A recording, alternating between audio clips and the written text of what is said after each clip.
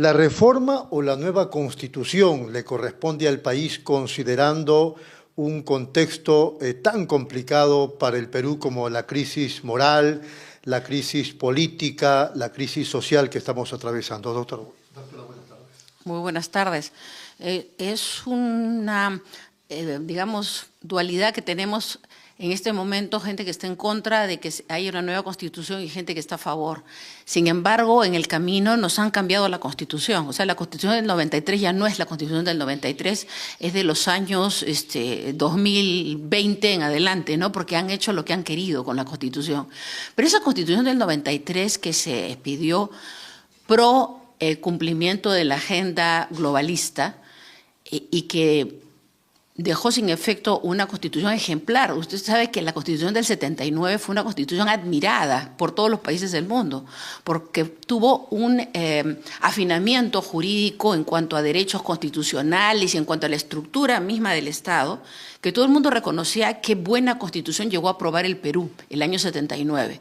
Pero esa se la bajaron de un plumazo en el año entre el 92 y el 93, en que finalmente termina aprobada esta nueva constitución, y que si tú revisas el título económico, estaba destinado justamente a generar esta disposición de los recursos del Perú por intereses extranjeros. ¿Cómo se aprobó esa constitución? Con la anuencia, el consentimiento de todos los partidos políticos, porque estuvieron representados en el Congreso diferentes partidos políticos que ahora otra vez quieren llegar a gobernar. Y existe pues la percepción en toda la ciudadanía, estos partidos que nos han llevado a esto quieren seguir gobernando, ¿no? Entonces, con ese, pongámonos en el supuesto negado caso que estos partidos lleguen a imponerse otra vez en el predominio del Congreso, el Perú no tiene futuro. Lo que va a pasar es que van a continuar con su pseudo constitución, que parece un manual de club de barrio, ¿no? Totalmente parchada, que tiene inconsistencias. Por ejemplo, en el caso de la Junta Nacional de Justicia, cuando crean la Junta Nacional de Justicia, dejan subsistentes normas del Consejo de la Magistratura con las de la Junta Nacional de Justicia. O sea, que no lo hace pues ni un estudiante de Derecho de primer año, que tiene más cuidado en la redacción y revisa las cosas porque es un estudiante. En otras palabras, lo que está diciéndonos usted es que lo que se requiere es una nueva constitución. Lo que necesitamos nosotros, yo te digo un término pragmático para resolver esto, porque esa constitución del 93, fruto de un golpe de Estado, dicho sea de paso, que por más que se revistió de legalidad con una asamblea constituyente, el punto está en que su motivación fue golpista y de quiebra del orden constitucional. Y por una cuestión moral habría que rescatar la Constitución del 79, que sea de plantilla, porque hay cosas que han cambiado, instituciones nuevas que no estaban en la Constitución del 79, y se requiere una actualización de esa Constitución. Pero yo diría, vayamos a un pacto social en que reconozcamos que la Constitución del 79 era lo mejor que pudo aprobar el Perú para los tiempos contemporáneos. Y hacerle algunas reformas. Y hacerle algunas modificaciones, porque hay que actualizar instituciones que sí han funcionado, que sí se crearon a posteriori y que deberían mantenerse en el aparato del Estado. Pero eso con una representación en el Congreso que sea realmente la representación de la ciudadanía del Perú, no de partidos políticos que están jugando en función de sus propios intereses.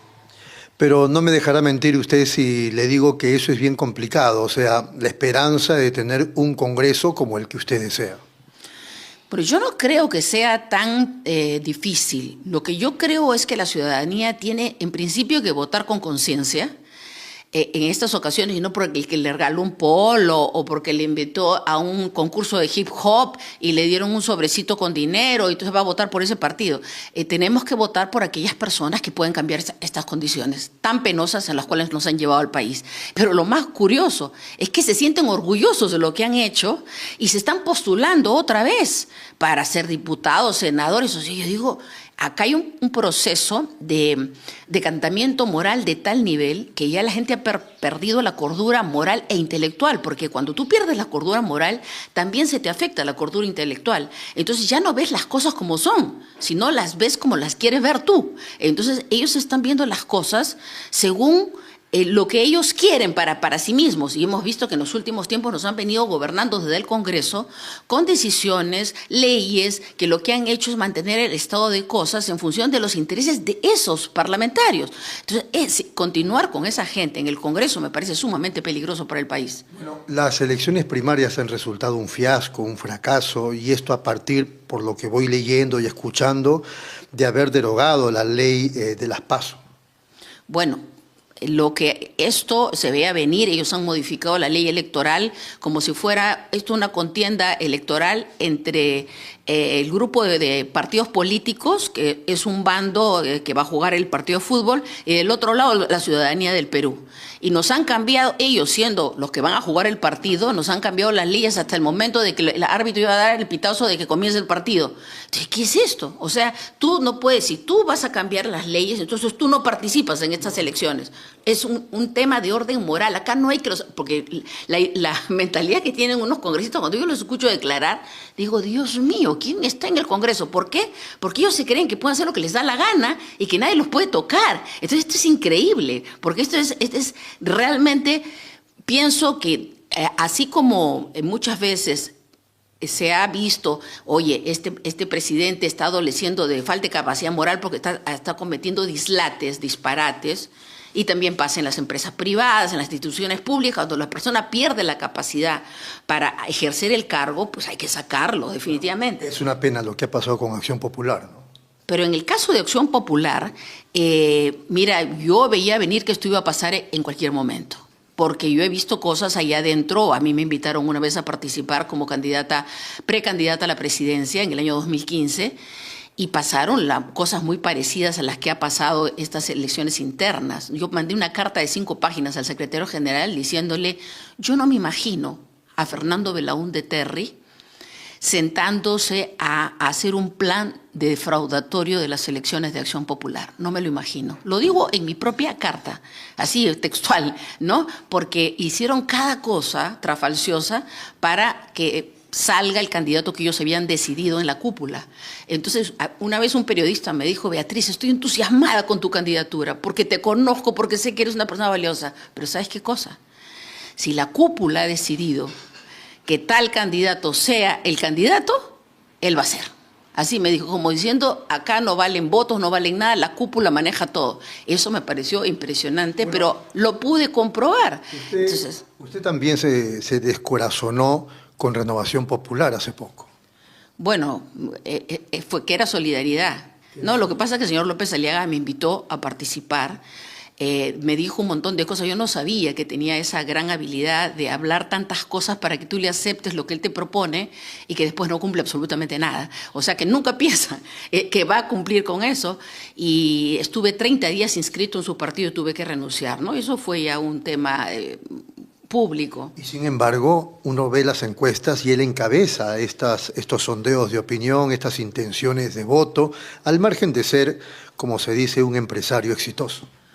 Yo no creo en las encuestas estas, definitivamente. Recuerde usted que Castillo no aparecía en ninguna encuesta. Y no aparecía ni siquiera en las últimas encuestas, porque tú dirías, no, que fue remontando. No, lo desaparecieron a propósito. Entonces, yo no creo... Apareció después de la elección, así que uno no puede creer en estas encuestas, especialmente cuando el señor López Aliaga pues, se ha hecho un préstamo gigantesco para la Municipalidad de Lima, ¿no es cierto? Y probablemente la gente no lo sepa, pero estas gestiones de préstamos internacionales tienen un gestor que recibe el 8% de comisión por hacer la gestión del préstamo. Yo le pregunto al señor López Aliaga, ¿quién ha sido el gestor y quién se llevó ese 8% de 4.000 millones de soles? ¿Qué piensa usted, ya que estamos entrando en ese terreno, de la gestión del ahora candidato presidencial y hasta hace poco alcalde de Lima? Bueno, yo creo que ha sido una gestión bastante alaraquienta en términos de que quería hacer muchas cosas porque en realidad no era un alcalde en gestión, sino era un candidato a la presidencia. Pero hay que reconocerle algunas cosas. Estaba en pre-campaña electoral. Pero digo, no podemos discutirle el tema del tren para Lima, que es una pretensión suya, que no se haya cumplido, es lamentable que todavía no se haya cumplido. Y lo otro, por ejemplo, la vía expresa sur, que está ahí, aunque faltan algunas señalizaciones. Claro, a mí yo no voy a cuestionarle los intentos de hacer obras, ¿no? Sino realmente por qué ha estado haciendo estas cosas. O sea, cuando tú llegas a conocer a una persona ya no la evalúas en función a los efectos de la prensa, ni siquiera de los actos que son típicamente actos de precampaña electoral, sino que ya estás viendo por qué lado va la cosa. Entonces, a una persona que cuando, recuerdo, terminó la segunda vuelta del año 2021 y dijo que el BCR debía subir mucho más el cambio del dólar, ponerlo a 6 soles el dólar, para que los pobres que habían votado por Castillo se frieguen, con otras palabras, entonces creo que esto es absolutamente, digamos, revelador de qué cosa está moviendo el alma de este señor. Entonces lo digo porque es con el derecho que tiene todo ciudadano a analizar la gestión pública. Y este señor lamentablemente ha demostrado mucho interés particular en las cosas que hace. Bueno, si usted no cree en las encuestas y asume que no, Rafael López Aliaga no está en el primer lugar en su experiencia y en los conocimientos que tiene por lo que lee, por lo que ve, por lo que conversa, etcétera, etcétera, ¿considera que hay algunos grupos políticos o algunos líderes de opinión que, digamos, estén allí en la palestra de cara a abril del 2026? No, yo creo que en este momento todavía la gente no sabe por quién va a votar. O sea, no es que ahora ya hay un candidato con la votación definida, no. O sea, la gente no sabe por qué votar porque ni siquiera sabe quiénes son los candidatos. Por ahí ve uno o dos y la prensa empieza a sacar aquellos que ya los intereses globalistas quieren colocar. O sea, recordemos que en el caso, por ejemplo, del señor López Aliaga y otros más, son personas que para la élite globalista les garantiza la continuidad del status quo de lo que se está haciendo en el Perú y en todo el mundo.